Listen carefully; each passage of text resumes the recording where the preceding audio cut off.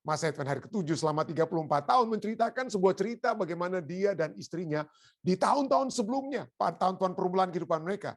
Pada saat mereka mendarat di sebuah bandara atau airport, lalu kehilangan sebuah bagasi mereka. Dan di sana, tepat di sana dia katakan ya, dia kata tepat di tempat di mana mereka menyadari kehilangan bagasi mereka di ruang ambil untuk mengambil tas-tas tersebut di airport ya. Tepat di sana di dekat sabuk pengangkut bagasi dan di depan umum, kami pemimpin dikatakan kami berdoa berlutut memohon kepada Tuhan agar bagasi kami yang hilang itu bisa kembali. Ya, bergantung sepenuhnya, ingin supaya Tuhan membantu untuk menemukan bagasi tersebut ya. Jadi tapi apa yang terjadi kemudian? Ada perubahan, apa dia katakan ya. Bertahun-tahun kemudian dia berkata bahwa hal yang sama terjadi. Mereka tiba di bandara, tetapi satu bagasi mereka juga hilang. Lalu dia menceritakan apa yang terjadi selanjutnya. Apa yang dia katakan? Apakah mereka langsung berdoa lagi? Ini yang dia katakan ya. Apa yang terjadi selanjutnya dikatakan apa? Jangan khawatir, ia katakan kepada istrinya. Asuransi akan menanggung itu semua. Jadi ada pengharapan bukan lagi kepada apa yang Tuhan dapat lakukan untuk menemukan barang mereka yang hilang, tetapi saat ini mungkin asuransi atau ada hal-hal yang dapat kita usahakan untuk menggantikan hal-hal yang hilang. Jadi dengan kata lain kita tidak perlu lagi Tuhan ya. Pada saat mungkin kita sudah memiliki kesanggupan untuk membeli asuransi yang untuk menanggung jika ada hal-hal yang tidak diinginkan terjadi dalam kehidupan kita ya. Dengan membawa cerita ini dalam pikiran, bacalah Ulangan 8 ayat 7 sampai 18. Amaran apa yang Tuhan berikan kepada umatnya di sini dan apa seharusnya juga artinya bagi kita pada saat ini. Menarik sekali ya.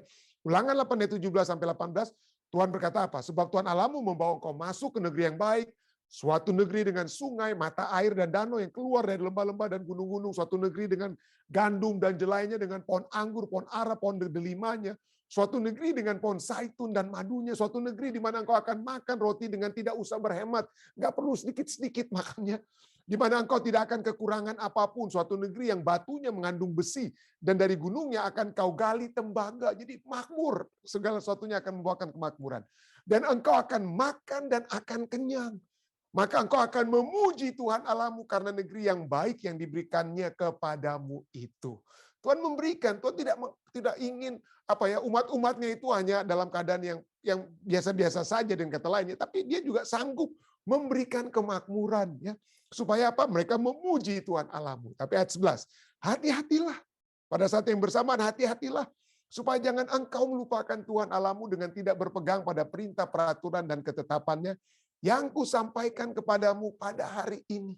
Jangan sampai apa? Melupakan Tuhan. Jangan sampai melupakan. Dan supaya ayat 12.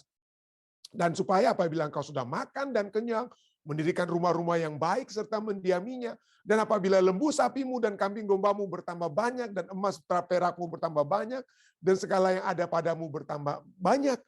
Ayat 14, jangan engkau tinggi hati, sehingga engkau melupakan Tuhan Allahmu yang membawa engkau keluar dari tanah Mesir, dari rumah perbudakan. Saya pernah bahas ya waktu lalu ya, saudara sekalian ya, sebelum saya lanjutkan baca ayat ini. Ayat-ayat ini kita sudah bahas waktu lalu. Jadi dengan kata lain, pada saat kita sudah seperti bahasa di Manado, sotabae, sudah jadi apa? Sudah jadi orang, mungkin bahasa Indonesianya ya. Jangan kita tinggi hati, sehingga engkau melupakan siapa dirimu sebelumnya ya. Jangan engkau tinggi hati sehingga engkau melupakan Tuhan Allahmu yang membawa engkau keluar dari tanah Mesir, dari rumah perbudakan, dan yang memimpin engkau melalui padang gurun yang besar dan dengan dahsyat itu, dengan ular-ularnya yang ganas, serta kalajengkingnya dan tanahnya yang gersang, yang tidak ada air. Dia Allah yang membuat air keluar bagimu dari gunung batu yang keras. Dan yang di padang gurun memberi engkau makan mana yang tidak dikenal oleh nenek moyangmu, supaya direndahkannya hatimu dan dicobainya engkau, hanya untuk berbuat baik kepadamu pada akhirnya. Ayat 17, maka janganlah kau katakan dalam hatimu, kekuasaanku dan kekuatan tanganku lah yang membuat aku memperoleh kekayaan ini. Ayat 18, tetapi haruslah engkau ingat kepada Tuhan Allahmu, sebab dialah Allah lah yang memberikan kepadamu kekuatan untuk memperoleh kekayaan, dengan maksud meneguhkan perjanjian yang dikerarkannya dengan sumpah kepada nenek moyangmu seperti sekarang ini. Perhatikan apa jadinya ketika mereka setia kepada Tuhan. Bukan hanya mereka akan memiliki sebuah tanah yang indah dan kaya, Suatu negeri di mana engkau akan makan roti dengan tidak usah berhemat, di mana engkau tidak akan kekurangan apapun, seperti Ulangan 8 ayat 9 katakan, tetapi mereka juga akan diberkati dengan limpahnya di tanah itu. Ternak dan hewan dan emas dan perak dan rumah-rumah yang indah akan menjadi bagian mereka. Artinya, mereka akan diberikan semua kenyamanan materi yang diinginkan hidup ini. Yang diinginkan hidup ini. Tetapi apa selanjutnya? Apa selanjutnya? Hati-hati, mereka akan menghadapi bahaya yang selalu ada di saat seseorang memiliki kekayaan dan kemakmuran secara fisik, yaitu apa? Bahayanya melupakan bahwa semua itu hanya karena Tuhan yang memberikan kepadamu kuasa untuk mendapatkan kekayaan. Ulangan 8 ayat 18. Mungkin bukan pertama kali, tetapi seiring waktu dan mereka telah memiliki semua kenyamanan secara materi yang mereka perlukan, mereka akan melupakan masa lalu mereka. Mereka melupakan bagaimana Tuhan telah menuntun mereka melalui padang gurun yang besar dan yang dahsyat. Mungkin bukan melupa secara apa, tapi mereka lalai untuk ingat Tuhan, lalai untuk berbakti kepada Tuhan. Ya. Dan sungguh mereka berpikir oleh kepintaran dan talenta-talenta mereka sendirilah yang menyanggupkan mereka itu berhasil. Inilah yang benar-benar Tuhan amarkan kepada mereka supaya tidak lakukan. Tetapi sayang sekali, terutama kalau seseorang membaca tulisan nabi-nabi terakhir, bagaimana semua yang diamarkan, semua yang diingatkan oleh Musa kepada bangsa itu, semua itu justru yang benar-benar terjadi kepada mereka. Mereka lupa Tuhan, mereka lupa mereka tadinya budak yang dikeluarkan dari tanah Mesir. Mereka lupa kepada Tuhan. Itulah sebabnya dalam kemakmuran ini, Musa memberitahukan kepada mereka supaya ingat bahwa Tuhan sajalah yang melakukan semuanya ini bagi mereka. Dan jangan sampai mereka ditipu oleh berkat-berkat materi yang Dia sudah berikan kepada mereka. Ratusan tahun kemudian, Yesus sendiri memberikan amaran dalam perumpamaan tentang penabur, tentang tipu daya kekayaan. Harus hati-hati. Tipu daya kekayaan. Markus 4 ayat 19. Tidak peduli berapa banyak uang dan kepemilikan materi yang kita punya saat ini, kita semua adalah daging dan darah yang sedang menantikan sebuah lubang kuburan. Apa yang seharusnya hal ini sampaikan kepada kita tentang bahaya yang datang dari kekayaan dalam hal ini, kekayaan yang membuat kita lupa akan kebutuhan kita terhadap satu-satunya pribadi, Allah, yang bisa melepaskan kita dari lubang kuburan tersebut. Ya, jadi hati-hati ya, keadaan manusia, setan menawarkan apa? Materi ya. Materi yang apa ya? Yang dapat dia tawarkan kepada kita, yang dapat menyebabkan kalau kita tidak hati-hati, kita lupa kepada Tuhan ya. Ada yang katakan bahwa keadaan dunia, walaupun mungkin kita lihat ya ada begitu banyak masalah-masalah di dunia, tetapi kalau kita jujur memperhatikan, ada apa ya? Ada buku-buku yang saya baca yang katakan, betul kita memiliki masalah sosial ya, yang kaya bertambah kaya, yang miskin bertambah miskin terjadi di dunia ini. Tetapi keadaan manusia pada saat sekarang ini jauh lebih baik daripada keadaan manusia sebelumnya. Ya mungkin kita pikir-pikir, wah apa betul kira-kira itu ya? Artinya begini, saudara ya. Kalau kita lihat zaman saya dulu, mungkin waktu saya masih kecil ya, di Balikpapan ya, saya tahu ya. Kami kalau keluar rumah lalu jalan-jalan, saya ingat orang tua saya, kalau jalan-jalan kami satu keluarga itu ada 6 orang, satu keluarga itu ada 6 orang, kami hanya ayah saya itu ketua daerah di Balikpapan, ketua daerah, dia hanya memiliki 1 sepeda motor. Jadi sepeda motor, tapi bukan motor bebek ya, jadi yang motor yang panjang. Jadi yang terjadi adalah ayah saya akan membawa kendaraan tersebut, lalu adik saya Indra yang laki-laki di depan saya, lalu saya di depan itu di tempat tangki bensin tersebut, lalu ayah saya sesudah di tangki bensin, lalu kemudian apa? Kakak saya, Dr. Alvin, berada di tengah-tengah antara ayah saya dan ibu saya. Jadi ayah saya, Dr. Alvin, lalu ibu saya sambil menggendong adik kami yang paling bungsu, Lydia Rantung. Jadi ada 6 orang dari satu apa ya? Satu sepeda motor. Jadi itulah keadaan kami dulu ya. Dan saya tidak lagi mungkin melihat ya, tidak mungkin ada pendeta-pendeta yang masih berkendaraan motor, tapi pada umumnya sudah lebih baik dengan kata lain ya. Keadaan kita itu sudah lebih baik. Dan ini bukan hanya terjadi di Indonesia, tetapi juga di Amerika Serikat. Ya, dikatakan bahwa keadaan, walaupun sekali lagi yang kaya semakin kaya, yang miskin tetapi tetap yang miskin itu keadaannya menurut penelitikan itu jauh lebih baik daripada miskinnya orang Amerika 50 tahun lalu. Dengan kata lain kita memiliki apa yang disebut dengan apa ya? Bukan lagi kalau di jam sebelum pandemik ini ada istilah influenza untuk penyakit flu ya. Tapi ada juga satu buku yang ditulis oleh Oliver James yang berbicara tentang affluenza. Affluenza yang mana dikatakan bahwa orang-orang di seluruh dunia pada saat ini keadaannya itu sudah semakin lebih baik. Ya, keadaannya sudah semakin lebih baik. Negara-negara itu kalau kita lihat keadaan misalnya seperti saya sudah contoh dari keluarga kami ya, naik sepeda motor berenam. Tapi kalau kita lihat negara-negara di dunia pada umumnya sudah semakin lebih apa? Sudah semakin lebih baik keadaan ekonominya.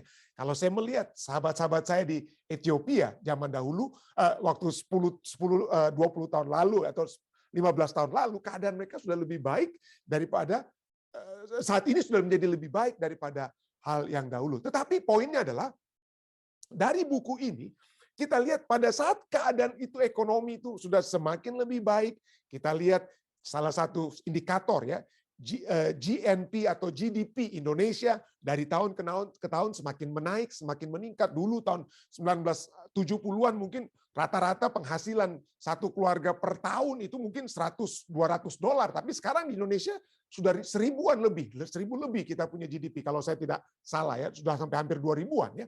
Jadi sudah lebih baik. Dan pada saat keadaan ekonomi lebih baik, yang terjadi adalah orang-orang itu sudah semakin, ya sejak zaman dulu saja sudah ada, apalagi zaman sekarang, melihat orang lain tuh punya apa.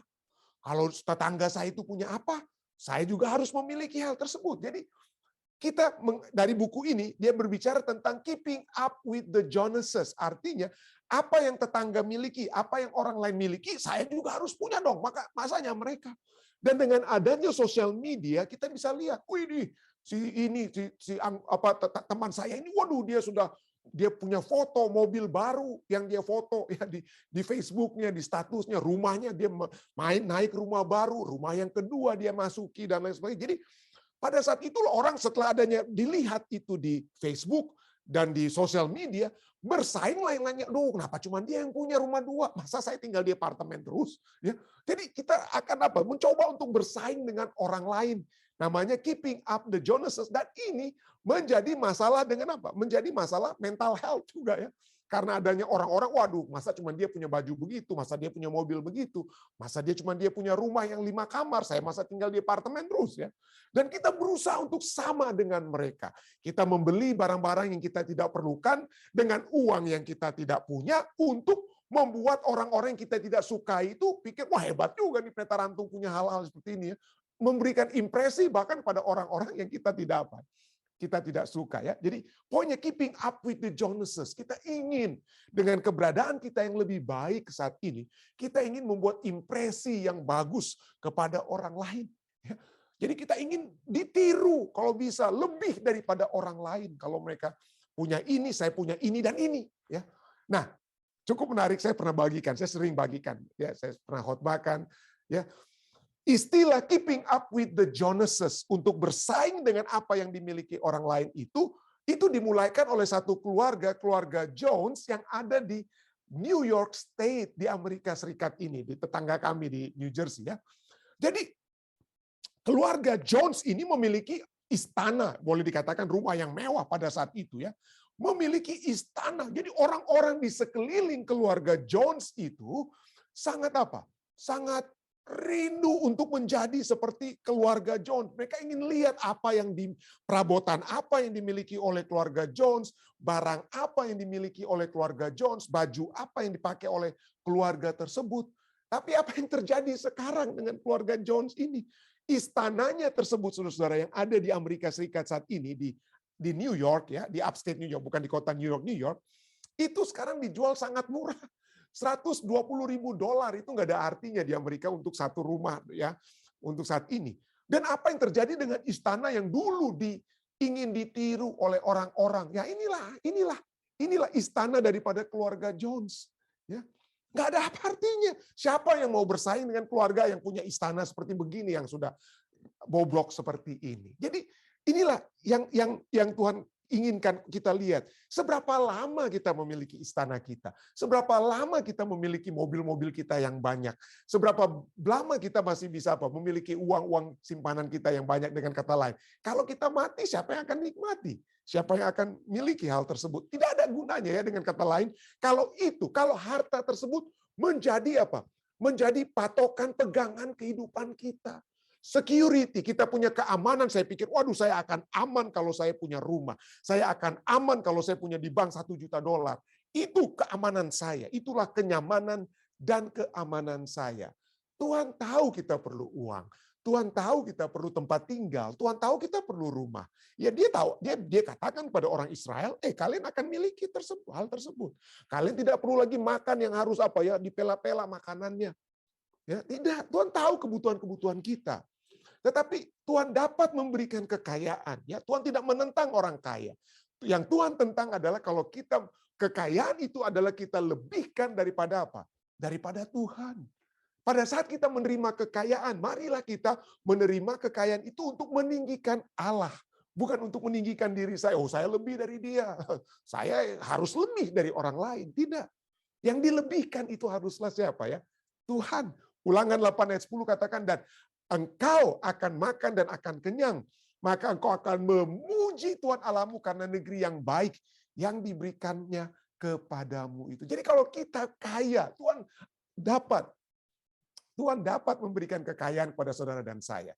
Ya, Tuhan dapat memberikan kekayaan kepada Abraham. Dia dapat memberikan kekayaan yang berlipat kepada Ayub setelah dia keluar dari masalah kehidupannya Ayub. Ya, Tuhan tidak anti kaya, tapi pada saat kita mendapatkan kekayaan, adakah kita memuji Tuhan? Adakah kita meninggikan apa? Meninggikan Tuhan. Ya karena Tuhan tahu, karena kekayaan itu dapat membawa kita untuk meninggikan Tuhan atau meninggikan diri kita. Meninggikan diri kita. Pelajaran kita saat malam ini ya. Ulangan 8, 12, 14. Supaya apabila engkau sudah makan dan kenyang, mendirikan rumah-rumah yang baik serta mendiaminya, saat engkau tiba di Amerika, seperti saya sudah katakan lalu ya, saat kita tiba di Amerika, saat kita tiba di Jakarta dari kampung, tiba di Jakarta atau tiba di Amerika, dan apabila lembu sapimu dan kambing dombamu bertambah banyak, mobil-mobilmu dan rumahmu bertambah banyak, dan emas serta perakmu bertambah banyak, uang simpananmu di bank bertambah banyak, dan segala yang ada padamu bertambah banyak, ayat 14, jangan engkau tinggi hati. Jangan engkau tinggi hati. Jangan engkau tinggi hati sehingga engkau melupakan Tuhan Allahmu yang membawa engkau keluar dari Mesir, dari kamu tadinya budak. Ayat 17. Janganlah kau katakan dalam hatimu, kekuasaanku, kekuatan tanganku lah yang membuat aku memperoleh kekayaan ini. Ini sama seperti ya di dalam dalam Lukas 12. Ya, Lukas 12 ayat 17 sampai 19. Ada seorang kaya yang ingin membangun lumbung-lumbung untuk menaruh hasil tanaman, hasil kekayaannya, dia ingin perbesar. Masalahnya bukan karena dia rajin bekerja, masalahnya bukan karena dia kaya, tapi masalahnya karena kalau Anda membaca Lukas 12 ayat 17 sampai 19, segala sesuatu yang dia katakan apa? Wah, aku. Ya, apakah yang aku harus perbuat? Aku tidak mempunyai tempat di mana aku dapat menyimpan hasil tanahku, dia katakannya. Lalu, inilah akan aku perbuat. Aku akan menyimpan lumbung-lumbungku. Dan semuanya itu, kalau Anda baca, semuanya berpusat pada aku, dan aku. Ya. Jadi, tinggi hati artinya heart that is lifted up. Hati, tinggi hati artinya hati yang ditinggikan. Kesombongan itu adalah hati yang ditinggikan, bahasa Ibraninya ya. To be high or exalted or to rise. Kita ingin tinggi, lebih tinggi dari orang lain. Bersaing dengan orang lain, ingin lebih tinggi. Siapa posisinya lebih tinggi? Siapa mobilnya lebih bagus? Siapa rumahnya lebih besar? Siapa? Kalau itu tujuan kita, hati-hati saudara. Kenapa? Karena firman Tuhan cukup jelas. 1 Korintus 1:29 katakan, Jangan ada seorang manusia pun yang memegahkan diri di hadapan Allah. Jangan kita pernah katakan, saya ini lebih dari orang lain. Oh, kalau bukan saya Pendeta Stephen Rantung, ini gereja Vista nggak akan beli gereja. Waduh, hati-hati saudara.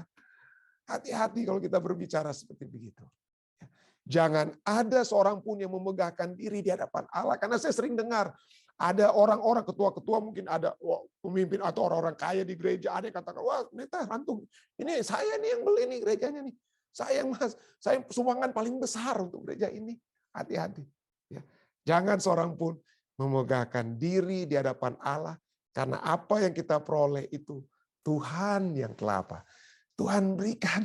Ya. Yakobus 4 ayat 16 katakan, tetapi sekarang kamu memegahkan diri dalam congkakmu. Bahasa Inggrisnya, congkak itu dalam pride-mu, kesombonganmu. Kamu memegahkan diri dalam dan semua kemegahan yang demikian adalah salah. Bahasa Indonesia itu cukup halus, saudara ya, menggunakan kata salah. Ya. Bahasa Inggris dan aslinya itu lebih keras. Kenapa? Dikatakan, but now you boast in your arrogance or pride. New King James Version masih menggunakan arrogance. Tapi semua translation bahasa Inggris katakan all such boasting is evil. Ya, itu adalah satu apa? Satu kejahatan. Evil, poneros itu apa ya? Kejahatan, evil. But wicked. Kalau kesombongan itu, ya kita memegahkan diri dengan kesombongan, itu adalah satu hal bukan yang salah saja, tapi itu satu kejahatan. Tidak heran kata poneros yang sama itu digunakan misalnya dalam Matius 5 ayat 11. Berbahagialah kamu jika karena kamu dicela dan dianiaya dan kepadamu difitnahkan segala yang poneros, segala yang salah.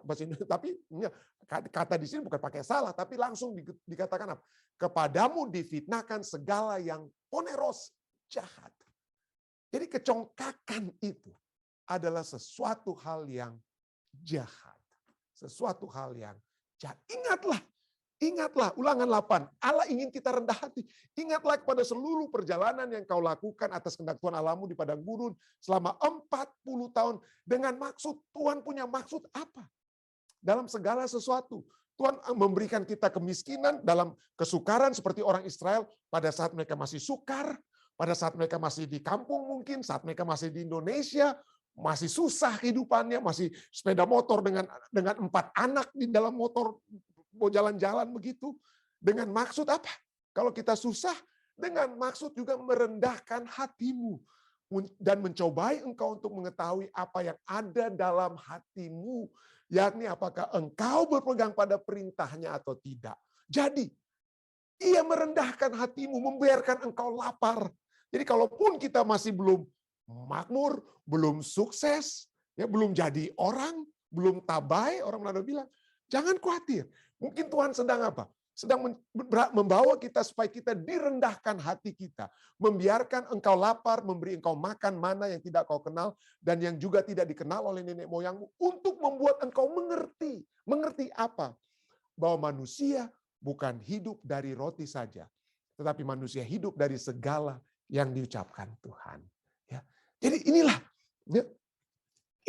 Tuhan ingin kita rendah hati. Entah kita pada saat kita miskin, mungkin Tuhan sedang mengolah kita dalam kemiskinannya. Tapi pada saat kita pun kaya, Tuhan ingin tetap kita memiliki kerendahan hati. Jangan sombong, ya. Jangan sombong. Ada satu buku yang menarik sekali yang ditulis oleh Max Lucado, ya, judulnya Unshakable Hope, ya, Unshakable Hope, pengharapan yang tidak dapat digoyang, tidak goyang. Ini berbicara dalam buku ini, dia berbicara tentang arrogance, tentang kesombongan, ya. Apa yang dilakukan oleh kesombongan? Anda bisa lihat bahasa Inggrisnya, tapi saya akan membaca dari bahasa Indonesianya. Dikatakan di sana bahwa kesombongan itu membuat lutut menjadi kaku sehingga tidak berlutut, tidak berdoa. Kesombongan mengeraskan hati sehingga tidak mengakui dosa. Hati yang sombong tidak pernah mengaku, hati yang sombong tidak pernah bertobat, hati yang sombong tidak pernah meminta pengampunan. Kesombongan adalah karang tersembunyi yang menghancurkan jiwa. Kesombongan tidak hanya mencegah rekonsiliasi, berdamaian dengan Tuhan, tetapi kesombongan itu mencegah rekonsiliasi dengan orang lain, dengan sesama. Berapa banyak, Mas Lucado katakan, berapa banyak pernikahan yang runtuh di bawah beban kesombongan yang bodoh. Ya. Berapa banyak rumah tangga yang hancur karena kesombongan suami atau istri yang tidak mau apa? Minta maaf, mungkin tidak mau minta maaf. Berapa banyak permintaan maaf yang tidak diberikan karena kurangnya kerendahan hati. Berapa banyak perang yang muncul dari tanah arogansi yang berbatu. Kesombongan. Kesombongan itu datang dengan harga tinggi. Jangan pernah membelinya. Pride comes at a high price. Don't pay it. Jangan beli, jangan bayar harga kesombongan tersebut. Tapi inilah ya, kita hidup dalam satu masa seperti yang dikatakan oleh Ralph Georgi. Dia katakan ya, rata-rata pengunjung gereja membutuhkan berapa jam dalam seminggu untuk mengalami hal yang suci. Pada saat ini mungkin kita diingatkan, hati-hati saudara, jangan sombong ya. Kita diingatkan, tetapi setelah kita keluar dari acara ibadah kita, setelah kita keluar dari gereja, dikatakan apa? Namun di lain waktu, pengunjung gereja atau orang yang beragama itu apa? Ia tenggelam dalam masyarakat yang tidak lagi mengakui Tuhan sebagai kekuatan maha tahu dan maha kuasa yang untuk dicintai dan disembah. Pada saat ini, ya, pada saat ini, today, hari ini kita terlalu canggih untuk Tuhan. We are too sophisticated for God. Kita tidak lagi perlu Tuhan. Ya, tidak perlu Tuhan. Kalau kita perlu apa-apa, kalau saya punya uang, saya bisa cari dokter untuk mengobati saya. Kalau saya ingin keturunan, saya cari apa? Saya bisa buat bayi tabung supaya dapat anak. Nggak perlu Tuhan. Kita terlalu canggih untuk Tuhan. Dikatakan ya, we can stand on our own. We are prepared and ready to choose and define our own existence. Kita bisa berdiri sendiri, kita siap untuk memilih dan menentukan keberadaan kita di keadaan diri kita sendiri. Ya, pada saat kita mungkin masih miskin, kita masih bergantung kepada Tuhan. Tuhan tolong saya, bagaimana makanan saya, bagaimana dengan kehidupan saya, kita bergantung pada Tuhan. Tapi pada saat kita sudah makan kenyang, waduh, nggak perlu Tuhan lagi ya. Kita pikir kadang-kadang saya bisa menentukan keberadaan saya sendiri. Tetapi firman Tuhan mengajak kita semua. Itu bukan kehendak Tuhan. Tuhan ingin kita memiliki kerendahan hati. Dan ada keuntungan dalam kerendahan hati. Ini yang panggilan untuk saudara dan saya, untuk kita semua ya. 1 Petrus 5 ayat 5 bagian B dan 7 katakan, dan kamu semua, rendahkanlah dirimu seorang terhadap yang lain. Ya, bagian yang pertama yang tidak saya tulis, anak muda ya, rendahkan dirimu di hadapan orang tua, jangan sombong, jangan karena kamu lebih tahu, lebih muda, lebih kuat, sombong terhadap orang tua, tapi jangan ya. Tapi yang saya ingin tekankan kita semua ya, dan kamu semua rendahkanlah dirimu seorang terhadap yang lain, sebab Allah menentang orang yang congkak. Allah tidak suka orang yang congkak. Itu salah satu dosa yang dibenci Allah. Ya, kecongkakan, kesombongan adalah salah satu dosa yang dibenci oleh Allah. Allah menentang orang yang congkak, tetapi mengasihani orang yang rendah hati. Karena itu rendahkanlah dirimu di bawah tangan Tuhan yang kuat, supaya kamu ditinggikannya pada waktunya. Serahkanlah segala kekhawatiranmu kepadanya, sebab Ia yang memelihara kamu. Pada saat kita mengasihi Tuhan, kita akan dikasihani oleh Allah. Tuhan akan memberikan, bahasa Inggrisnya, God give grace, rahmatnya, pengasihanannya diberikan kepada kita. Jika kita merendahkan hati kita, kita dikasihani oleh Allah, kita akan ditinggikan oleh Allah. Jangan pikir-pikir, waduh bagaimana ini kalau saya tidak punya mobil seperti orang lain, mungkin saya akan direndahkan. Pendeta enggak. Tidak. Jangan pikirkan orang yang akan tinggikan kita. Pikirkan bagaimana Allah yang meninggikan kita.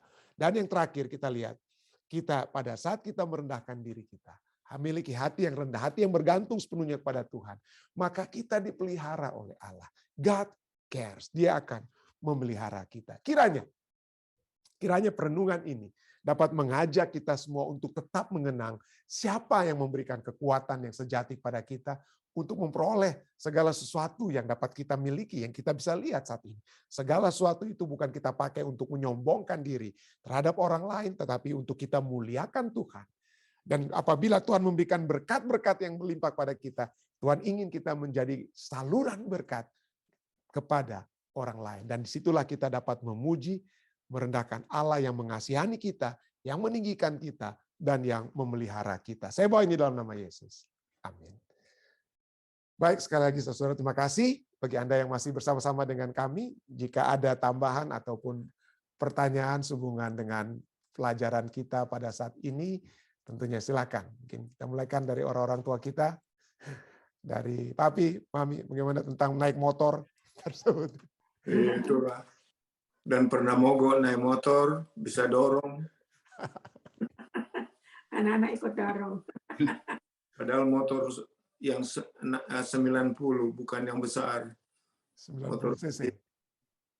Ya, ya. Ya, itu pengalaman yang saya tidak pernah lupa itu ya. Kenapa? Karena saya nakal juga ya. Karena adik saya yang di depan saya ya, ayah saya di belakang, jadi saya suka gigit telinga adik saya waktu kami naik motor itu ya waktu itu. Jadi itulah yang. Tapi ada kenangan indah rupanya di padang gurun itu rupanya ya. Jadi begitu banyak hal-hal yang indah yang terjadi juga pada saat kami berenam di sepeda motor. Kalau sekarang mungkin masing-masing dengan mobil nggak ada bisa gigit-gigitan telinga lagi mungkin saudara ya. Baik, terima kasih Nabi. Om Rain, silakan Om Rain. Terima kasih Pendeta, sangat lengkap. Pengalaman Stephen dan Papi Mami juga sama. Kita di Ambon punya skuter. 4 orang naik di satu skuter, sama tadi yang 2 di depan, Ibu Kesolia di belakang tutup yang satu. Nah, jadi ini juga menunjukkan pada kita bahwa dengan adanya kemajuan-kemajuan sekarang ini, jangan sampai kita lupa untuk melayani anggota. Dulu waktu kita dengan sepeda, kita naik sepeda berkeringat, melawat di motor juga. Tapi waktu sering-sering kalau sudah ada mobil, kadang-kadang, kalau lorong sempit lagi, anak-anak mau garis lagi itu mobil. Jadi ini perlu dari hati kita, apapun yang kita miliki. Kita semua gunakan itu untuk melayani anggota. Tuhan percayakan itu bagi kita semua. Kekayaan itu, seperti Pendeta Stephen katakan tadi, adalah juga dari Tuhan. Jadi kita melayani Tuhan dengan apa yang Tuhan sudah berikan. Boleh kaya harta, kaya ilmu, kita gunakan semua untuk Tuhan. Terima kasih. Amin, amin. Terima kasih. Ada lagi yang lainnya mungkin kesaksian ataupun tambahan. Saya lihat Ibu Siregar ini. Mungkin ada yang mau ditambahkan atau jika ada yang mau disaksikan, silakan. Atau Bapak Simatupang atau ya. Jika ada, silakan. Ya, silakan Bapak Simatupang. Ya, kami juga mau bersaksi. Karena saya lihat ada Ibu Sumarandak di situ. Ya. Kami boleh bilang sama Ibu Sumarandak dengan Bapak Sumarandak almarhum dulu, waktu kami di Balikpapan, hampir setiap Sabat habis pulang gereja kami makan, lalu kurang lebih jam 3, Bro Wim sama Sus Oli sudah terus klakson kami, dan setiap Sabat kami melawat Pendeta Rantung ke kilometer 14. Itu transmigrasi di situ. Tiap Sabat kami dengan keluarga Sumarandak, 2 keluarga setiap Sabat sore. Sangat menyenangkan. Dan untuk ke pedalaman Pendeta Stephen Rantung, saya sudah berapa kali ke pedalaman, ya, dan itu ada yang jalan kaki, dan kalaupun kita naik perahu, kita harus dorong perahunya juga. Kita sudah bayar ongkos, lalu oleh karena airnya surut, kita harus dorong dulu, lalu setelah tidak dangkal lagi, baru kita naik lagi ke perahu, baru jalan lagi perahunya. Ya, banyak sekali pengalaman di Kalimantan yang medannya sangat luar biasa, dan waktu itu daya transportasi bukan seperti sekarang ini, masih sangat jauh sekali. Jadi kita juga harus ke pedalaman di atas kapal, 3 hari 3 malam, dengan tidur, dengan kita kumpul-kumpul itu, karton-karton yang agak tebal itu, itulah tempat tidur kita di kapal. Tapi ya kita senang. Sungai Mahakam kita 3 hari 3 malam itu ke pedalaman. Tapi kita senang dan ya puji Tuhan kita sehat. Makasih. Puji Tuhan. Terima kasih. Baik, ada lagi saudara lainnya yang ingin memberikan pertanyaan mungkin atau kesaksian, silakan. Ya. Jika tidak ada, bagaimana dari live stream, Dek? Ada pertanyaan dari Pendeta Boy Refualu. Bagaimana bisa membuang dosa kesombongan? Jadi bagaimana caranya kita dapat membuang dosa kesombongan? Kita harus melihat tentunya kita harus lebih mengutamakan pemberi daripada pemberian. Siapa pemberi segala sesuatu. Jadi fokus pada pemikiran kita adalah siapa yang memberikan harta tersebut pada kita. Siapa yang memberikan posisi yang saat ini dipercayakan kepada kita. Mari kita melihat bahwa segala sesuatu itu ada pemberinya dan kita menyadari itu adalah Tuhan kita. Tapi seringkali yang dosa kesombongan itu terjadi oleh sebab kita hanya berfokus kepada pemberian, kepada kekayaan itu sendiri yang menjadi fokus kita. Tapi intinya mari kita melihat kehendak Tuhan terlebih dahulu ya. Seperti firman Tuhan katakan, carilah dahulu kehendak kerajaan Allah dan kebenarannya, maka segala sesuatu itu akan ditambahkan kepadamu. Jadi kita harus selalu mengakui, untuk mencegah adanya dosa kesombongan, kita harus mengakui bahwa ada pencipta, ada pemberi, dan kita itu hanya ciptaan. Dan harta-harta kita, mobil kita, rumah kita itu sama seperti kita, itu juga hanyalah ciptaan, bukan pencipta. Ya. Kedudukan kita itu juga adalah satu apa ya? Satu ciptaan, bukan pencipta ya. Jadi pada saat kita mengakui Tuhan, ya, pada saat kita melihat Tuhan, kita berdoa dan kita bermohon kepada Tuhan, berikanlah selalu roh kerendahan hati. Itu yang harus kita doakan, kita harus kita minta. Jadi pada saat kita merasa, pada saat kita merasa melihat ada keinginan untuk sesuatu, ya ada, tentu saja kita memiliki ambisi. Ya mungkin kalau kita terus selalu naik sepeda motor terus, mungkin ya kita bisa hati-hati juga ya kalau kita sudah semakin tua, mungkin masalah kesehatan. Jadi kalau kita memang memiliki kesempatan untuk mendapatkan mobil, tapi mari kita bertanya kepada Tuhan, Tuhan berikanlah kepada saya hati yang apa ya, yang jujur untuk melihat ini sebagai pemberianmu, bukan sesuatu yang dapat saya banggakan untuk melihat lebih daripada orang lain yang telah saya miliki daripada orang lain. Jadi ada banyak hal tentunya dapat kita lakukan, tetapi marilah kita selalu selalu secara jujur berbicara kepada Tuhan untuk memberikan kepada kita hati yang Tuhan ingin untuk kita miliki. Dan saya percaya Tuhan tidak akan memberikan hati yang sombong kalau itu yang kita mintakan kepada Tuhan. Itu salah satu. Mungkin ada banyak hal lain yang dapat kita untuk menjawab ya, tips-tips untuk menjawab pertanyaan Pendeta Revalu. Tapi mungkin ada yang dapat sampaikan tambahan tips supaya kita tidak memiliki kesombongan. Tentu saja pelajaran kita katakan ingat Tuhan.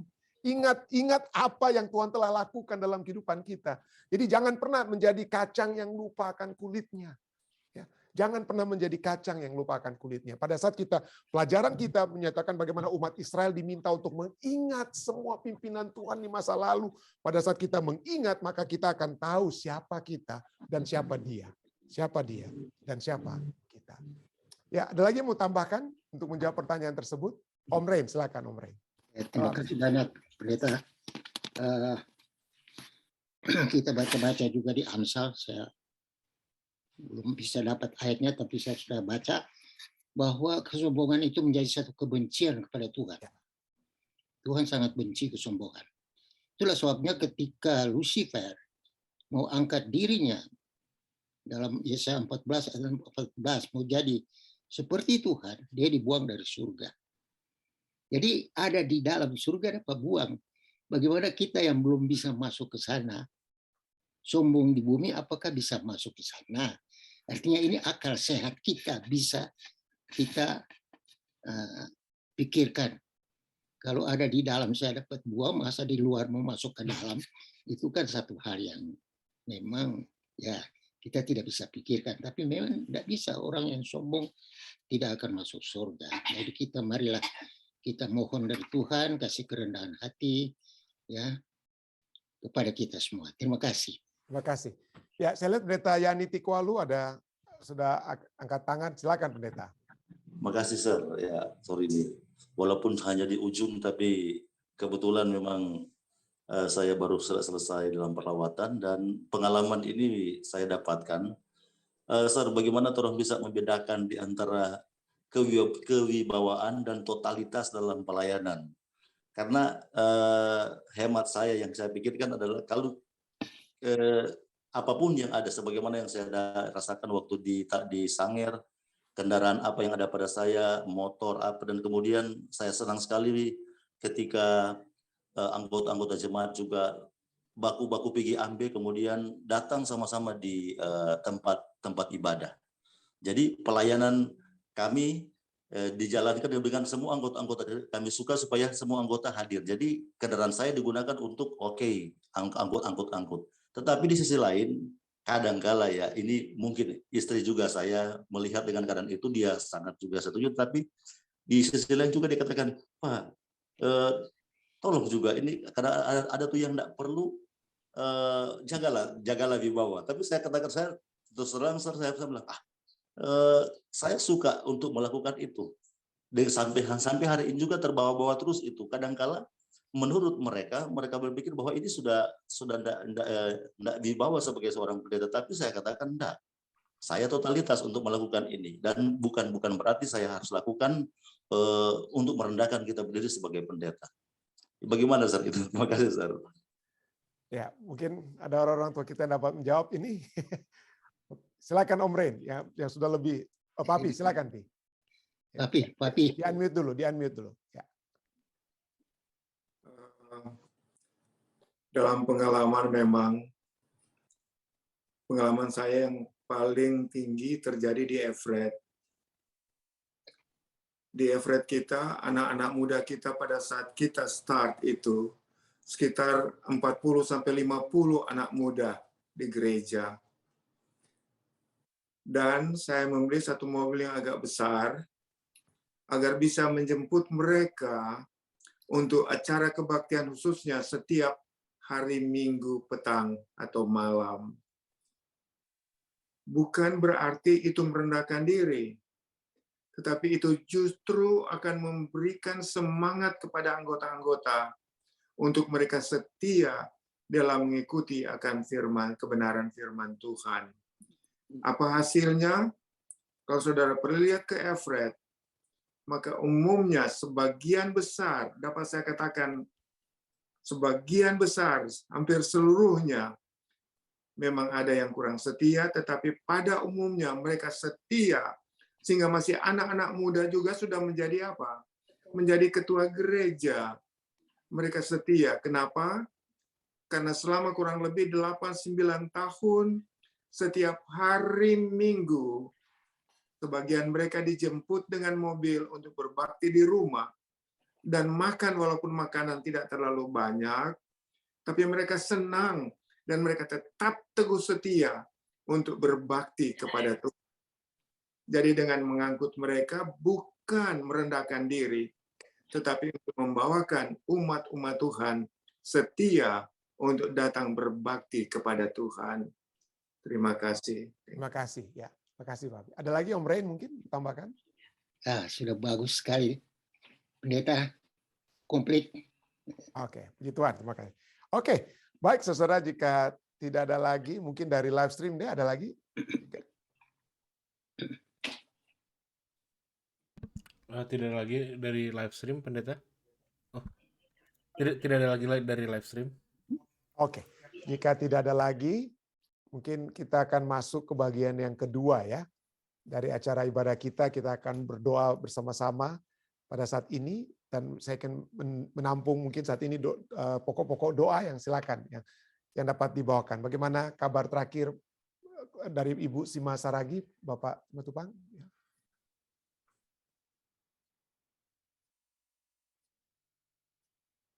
Udah tambah bagus, terima kasih. Ya. Terima kasih atas doa-doanya. Memang kemarin sangat kritis sekali oleh karena banyak mengeluarkan darah. Jadi tadi pagi terpaksa harus ditransfusi darah. Tapi keadaannya sudah semakin membaik. Kalau kemarin memang meraung terus oleh karena kesakitan. Tapi setelah tadi pagi ditransfusi darah, dia agak tenang sedikit. Dan besok juga akan ditreatment dengan kolonoskopi. Karena dari semua penjuru dokter coba usahakan. Karena tadi malam juga kami sampai jam 11 malam dokter datang, kami di situ. Lalu dokter terangkan keadaannya dan dibilang karena dokter di tempat dia dokter jaga minta supaya dioperasi. Tetapi dokter tim medis dari surgeon datang, dibilang saat ini belum belum baik untuk dioperasi. Kita treat dulu dia punya bakteri ini, jadi mereka kasih antibiotik dulu. Nanti setelah dia keadaannya lebih tenang, barulah tindakan operasi mungkin akan diberikan. Itulah untuk sister-in-law saya. Yang kedua, Pendeta Stephen, tadi orang tua dari baby JD, dia minta tolong sampaikan kepada Pendeta Stephen Rantung Dan semua yang ucapan dan semua anggota PISDAK yang mendoakannya karena baby JD sudah semakin sehat. sudah sehat. Sudah sehat, ya. Amin. Jadi orang tuanya Opung. untuk opungnya memohon saya sampaikan kepada kalian Tolong untuk ucapan terima kasih. Amin. Terima kasih. Amin. Baik, ada lagi yang bisa disampaikan kesaksian, ya, ataupun pokok yang dapat kita doakan. Pendeta Tikualu tadi seperti angkat tangan ya? Ya. Oke. Sorry, Sir. Ya, makasih, Sir. Tetap ya tolong doakan untuk persiapan pemilihan juga pada besok, pada hari Sabat. Kemudian tadi malam kami dengan Pendeta Pelafu, dia baru saya terpilih sebagai sekretaris ya di Nusa Utara, tetapi ada tantangan yang dihadapi. Jadi tolong doakan Pendeta Pelafu menghadapi tantangan yang baru ini. Karena menurut informasi dia bilang ada yang bademo, tidak senang karena katanya dia bukan orang Sange. Tolong doakan teman selain kami ini, Pendeta Pelafu. Dan yang terakhir, Sir, doakan anak kami Michelle yang masih tetap bergumul untuk pencarian pekerjaan. Terima kasih. Oke. Ada lagi, saudara, jika tidak ada dari Zoom? Oh, silakan Ibu Syana. Silakan Ibu Syana. Itu lagi Pendeta Rantung. Tadi satu lagi saya lupa, teman kita Saudara Tigor Sitompul kemarin baru saja operasi untuk kankernya. Oh, oke. Jadi keadaannya dia belum begitu nyaman, masih kesakitan terus dan belum bisa tidur. Jadi tadi saya telepon dan saya berdoa, lalu saya bilang bagaimana kalau saya sampaikan ini ke tim PISDAK, boleh tidak? Oh, dengan senang hati, tolonglah doakan. Saudara Tigor Sitompul, setelah proses operasinya dia masih kurang nyaman katanya. Terima kasih. Terima kasih. Silakan Ibu Syana. Terima kasih kesempatannya. Saya minta tolong didoakan terus Jane, karena musim dingin ini mungkin karena dia harus ke dokter, harus jalan, dan HB-nya selalu menurun. Mungkin karena musim dingin mungkin. Jadi dia agak, apalagi kalau habis pulang dari rumah sakit, habis cuci darah itu dia rasanya rasa pusing, capek. Malah kalau dia pulang kerja malah saya merasa dia ada semangat ngobrol masih itu. Tapi kalau dia pulang habis cuci darah pasti dia ada keluhan-keluhan ya. Cuma minta doakan kasih kekuatan, kesabaran, serta kesehatan. Supaya dia tidak give up. Satu lagi Pak Pendeta, tolong doakan rencana kami. Semoga kalau Tuhan kehendaki ya, kita akan berhasil. Ya, saya doakan Ibu Syana. Ya. Jadi, tapi belum ada maksudnya belum ada kepastian untuk maju kapan. Ya. Cuman ini kuotanya karena sekarang sistem buka tutup Pak Pendeta.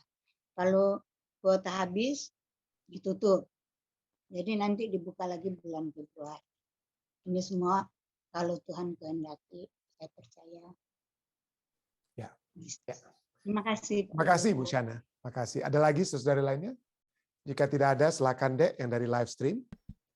Ada dua ini Pendeta. Yang pertama dari Ibu Sylvia Abutan, katanya tolong doakan temannya yang rajin mengikuti acara live stream ini yang bernama Yosi Manopo agar selalu sehat dan bisa terus mengikuti acara ini.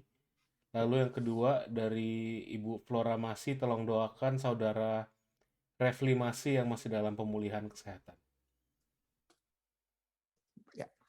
Jika Bapak Yosi ya masih terus bersama-sama dengan kita, saya mengucap syukur atas kesempatan indah kita dapat, walaupun tidak pernah berbicara langsung dengan Bapak Yosi Manopo ya, tapi kita terus berdoa kiranya kekuatan surga dapat selalu menjadi bagian Bapak Yosi. Terima kasih Bapak Yosi sudah bersama-sama dengan kami. Baik Dek, jika tidak ada lagi, boleh saya doakan mungkin dua nama dari yang mengikuti live stream kita Dek, yang hadir. Saya tidak bisa melihat yang di live stream, tapi saya ingin mendoakan khusus, mungkin Dedek bisa pilih mungkin keluarga yang dapat kita doakan secara khusus saat ini yang berbakti bersama-sama. Yang pertama mungkin Puji Setiawati. Oke. Lalu yang kedua Gertruida Meti Mamahit. Oke, jadi saya percaya di Ibu Puji ya, Ibu Puji Setiawati dan Saudari Gertruida Mamahit ya, kita akan berdoa untuk mereka secara khusus. Baik, saudara, jika tidak ada lagi, mari kita bersatu dalam doa. Bapa yang menukasi dalam takhta kerajaan surga, kami memuji dan membesarkan nama-Mu Tuhan, karena kami memiliki kesempatan yang sangat indah. Engkau telah satukan kami, tidak ada yang kebetulan Tuhan, tidak ada yang hanya karena tiba-tiba mereka dapat bersatu dengan kami, tapi kami hanya melihat bagaimana Tuhan telah mengatur semuanya. Sehingga pada saat ini kami semua dapat beribadah, kami dapat diingatkan melalui pelajaran sekolah sahabat tentang siapa Engkau, pencipta kami, dan siapa kami, hanya ciptaan belaka Tuhan. Kami berdoa kiranya kami tidak membanggakan segala sesuatu yang Engkau hanya percayakan sementara kepada kami dalam dunia ini. Tetapi kami dapat melihat entah itu kemakmuran ataupun kemiskinan sekalipun sebagai satu sarana di mana Tuhan akan menumbuhkan karakter yang akan sesuai dengan karakter yang Kau kendaki sebagai anak-anak-Mu Tuhan. Biarlah kami semua memiliki kerendahan hati. Ya, kami menghilangkan segala kesombongan merasa kami yang lebih daripada orang lain. Kami menyombongkan apa yang kami miliki, kemampuan kami ataupun hal-hal yang sangat tidak berarti dibandingkan dengan kebesaran-Mu Tuhan. Dibandingkan dengan kemuliaan-Mu. Tidak ada artinya. Terima kasih Tuhan karena kami dapat mempelajari dan dapat kembali diingatkan tentang hal ini. Kami juga dapat datang untuk memuji, bersyukur. Tuhan, Engkau telah begitu hebat kebesaran-Mu yang dapat kami lihat Tuhan. Kami dapat melihat bagaimana dalam kemurahan-Mu Kau dapat memberikan kesembuhan seperti apa yang terjadi dengan baby Jedi Tuhan yang telah sembuh. Ya, karena kemurahan-Mu saja Tuhan, Engkau telah menjawab. Dan biarlah ini semua dapat menjadikan satu hal, satu kenangan yang indah bukan hanya bagi baby Jedi nanti, tapi bagi keluarganya dan kami semua untuk terus-menerus bergantung sepenuhnya kepada-Mu Tuhan. Hal yang sama tentu kami terus minta bagi Ibu Sima Saragi Tuhan yang masih bergumul dengan kesehatannya pada saat ini. Kami berdoa Tuhan, jika Engkau juga berkemurahan, jika Engkau melihat itu yang terbaik, maka kesembuhan dari surga tentunya dapat menjadi bagian Ibu Sima Saragi, sehingga kami semua juga dapat mengenang kebesaran-Mu, melihat kebesaran-Mu. Hal yang sama juga Tuhan, kami doakan Saudara Tigor Sitompul yang telah menjalani operasinya pada saat ini. Kami berdoa Tuhan, kiranya Tuhan Engkau terus memberikan kekuatan yang pasti, yang dapat terus menjadi bagiannya. Dan bersama-sama dengan kami Tuhan, ada begitu banyak umat-umat Tuhan yang sudah berbakti. Hamba tidak sempat, tidak akan dapat menyebutkan satu persatu, tapi hamba-Mu ingin bersyukur oleh sebab Ibu Tine Pua Tuhan yang sudah Engkau kirim untuk hamba dapat lihat pada saat ini melalui Zoom. Kiranya Tuhan akan selalu menyertai Ibu Tine dengan di saat ini Tuhan. Kiranya penyertaan surga akan selalu menjadi bagiannya. Kekuatan dan berkat-berkat dari surga akan selalu menjadi bagiannya. Hamba-Mu juga melihat Ibu Siregar dan juga mungkin Bapak Siregar yang bersama-sama dengan kami. Kiranya penyertaan surga akan selalu menjadi bagian mereka. Juga hamba melihat keluarga Hutapea, Saudara Tamrin dan Saudari Feni Hutapea juga berbakti. Kiranya penyertaan surga akan selalu menjadi bagian mereka. Tuhan akan selalu menjaga mereka dengan tuntunan penyertaan surga yang pasti yang dapat terjadi dalam kehidupan mereka. Bersama-sama kami juga ada orang-orang tua kami Tuhan, umat hamba-hamba Tuhan, Papi dan Mami Tuhan, juga Om Pendeta Rain, Kesaule, Tante Evelyn, dan orang-orang tua kami lainnya, keluarga Hutapea, Tante Sumaranda, kami berdoa Tuhan, kiranya penyertaan Tuhan juga selalu menjadi bagian mereka. Juga Pendeta Tikualu Tuhan, kami berdoa bagi pekerjaan Tuhan yang sedang berada di Nusa Utara, dan pergumulan yang dialami oleh Pendeta Pendeta Pelavu, dan juga kami juga mendoakan putri daripada Pendeta Tikwalu, Michelle, dalam rencana pencarian kerja. Kiranya Tuhan mendengarkan. Tuhan, kami bawa ini semua bukan untuk supaya mereka dapat mendapatkan sesuatu yang untuk membanggakan diri mereka, tetapi supaya hanya nama Tuhan sajalah yang dapat dipuji dan dimuliakan. Kami juga terus berdoa bagi saudari Puji Setiawati yang selalu berbakti bersama-sama dengan kami. Kami ingin berdoa Tuhan, kiranya kehidupannya akan selalu dituntun oleh-Mu Tuhan. Engkau telah menuntun dia untuk dapat berbakti selalu bersama-sama dengan kami. Dan kiranya tuntunan surga itu akan selalu memberikan kekuatan bukan hanya kepada saudari Puji Setiawati, tapi juga keluarganya, keluarga atau sahabat-sahabatnya. Tuhan dapat melihat bagaimana tuntunan surga yang pasti telah menjadi bagian beliau. Demikian juga dengan saudari atau Ibu Gertruida Mamahit Tuhan. Kami berdoa kiranya penyertaan surga akan selalu menjadi bagiannya. Tuhan akan selalu memberikan berkat-berkat surga, dan dengan berkat tersebut Ibu Gertruida Mamahit akan menyalurkan berkat tersebut juga kepada sesamanya. Dan bersama-sama dengan Ibu Sylvia Abutan, kami mendoakan Bapak Yosi Manopo yang berbakti juga bersama-sama pada saat ini. Kiranya Tuhan akan selalu memberikan kekuatan. Tuhan, hamba percaya kekuatan firman-Mu telah menjadi bagian Bapak Yosi, dan biarlah itu akan selalu menemani kehidupan Bapak Yosi, sehingga dia akan tetap berjalan sesuai dengan kehendak-Mu yang dapat terjadi dalam kehidupan Bapak Yosi Manopo. Hamba-Mu juga bersama-sama dengan saudari Flora Masih mendoakan pemulihan kesehatan dari saudara Refli Masih Tuhan. Kami berdoa kiranya kesembuhan tersebut dapat menjadi satu hal yang menjadi satu cerita yang indah tentang tuntunan surga yang telah menjadi bagian saudara Refli Masih. Kami terus juga berdoa bagi saudara-saudari kami lainnya. Hamba-Mu ingin menyebutkan saudara Ronald Walean yang selalu didoakan oleh ibunya, Ibu Ice Erna, kiranya kekuatan dari surga menjadi bagiannya. Kami terus berdoa bagi Ibu Leli Manuhutu Manopo dengan pergumulan kesehatannya. Berikanlah selalu kekuatan kepadanya.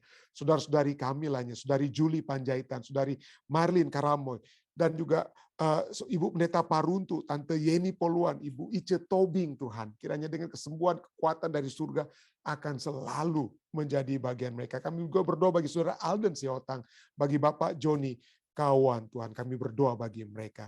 Dan bersama-sama dengan Ibu Tine, bersama-sama dengan Tante Since, kami juga berdoa dengan Tante Yeni, kami juga ingin berdoakan Tante Since Pua di Manado Tuhan. Kiranya Tuhan terus menjamah, memberikan kekuatan kepadanya. Satu kepastian, Tuhan tidak akan pernah meninggalkan Tante Since.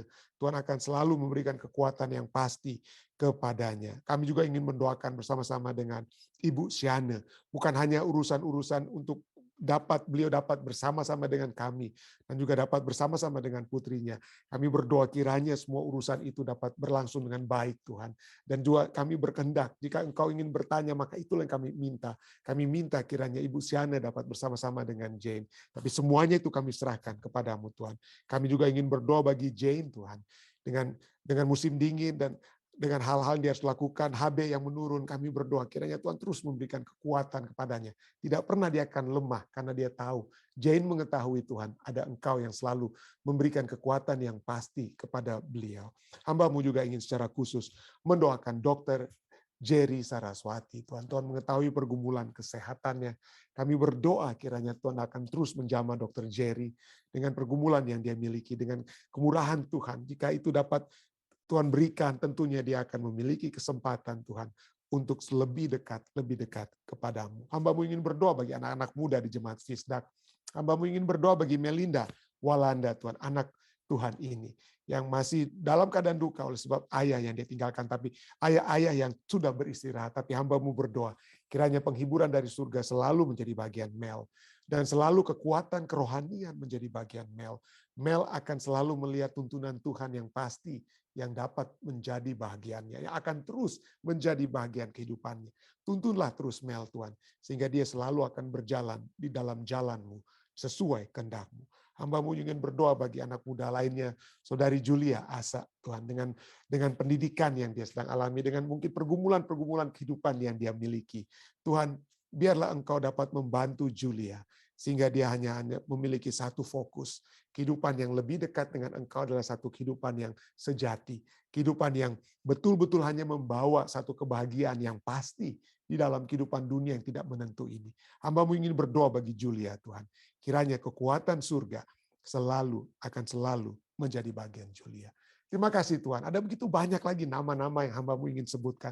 Ada begitu banyak lagi permohonan-permohonan yang kami ingin sebutkan. Tapi hamba percaya Engkau sudah mendengar semuanya. Yang sudah tertulis di live stream Tuhan. Seperti Evi dan Angel Marero Tumanung yang mendoakan ibu mereka, dan Om Yan, Tante Sin yang mendoakan cucu-cucu mereka, dan semua permohonan-permohonan lainnya. Hamba percaya Engkau sudah mendengar, Engkau akan menjawabnya Tuhan, sesuai dengan kehendak-Mu. Karena semua permohonan ini Tuhan, telah kami mintakan, kami bawakan Tuhan. Hanyalah di dalam nama Yesus Kristus, yang adalah Tuhan, Juru Selamat dan Penebus kami. Amin. Sekali lagi terima kasih banyak saudara-saudari sekalian yang sudah bersama-sama dengan kami. Sampai bertemu kembali besok ya. Di waktu yang sama, kiranya kekuatan surga akan selalu menyertai kita. Stay safe, stay healthy. Tuhan memberkati kita semua.